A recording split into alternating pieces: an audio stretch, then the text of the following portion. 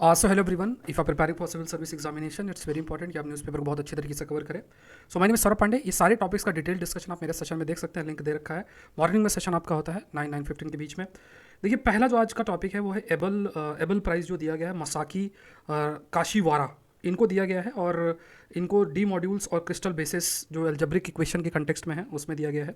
Next एक topic आया है साइंस कंटेक्स्ट में, एक इंपॉर्टेंट स्टडी पब्लिश हुई है और CGAS डिस्कवरी, मतलब एक नेकेड मोल होता है, मतलब रैट ही है, और ये लगभग 37 ईयर्स तक जीता है। तो इसके पीछे क्या कारण है?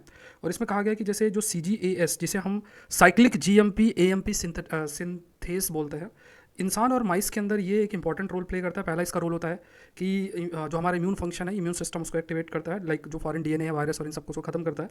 और इसका दूसरा एक नुकसान CGS का होता है कि ये DNA के रिपेयर सिस्टम को रोकता है। अब जो ये मोल है, या आप कह सकते हैं जो रैट है, नेगेड रैट जिसे हम कह रहे हैं, तो इस रैट के अंदर CGS सिस्टम बेसिकली DNA का जो रिपेयर बहुत फास्ट करता है, इसलिए इसके अंदर एजिंग नहीं आती है। तो इस डायरेक्शन में जो स्टडी हो रही है, एजिंग कंटेक्स्ट में महत्वपूर्ण है। नेक्स्ट एक आपका है rights of nature and earth jurisprudence. तो इस पर जो चर्चा की गई है about the rights of nature, जैसे कई देश हैं, फॉर एग्जांपल बोलीविया है, कोलंबिया है, इक्वाडोर और न्यूजीलैंड है, उन्होंने लीगल राइट्स के रूप में कंसीडर किया है, मतलब जो नेचर है उसको एक legal entity, river, forest, mountain, ecosystem, earth, इसको एक लीगल एंटिटी के रूप में कंसीडर किया गया है।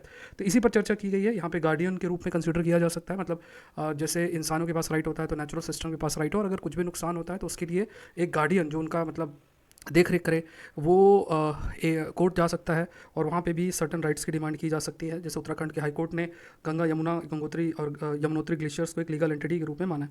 तो एक नया कंसेप्ट है।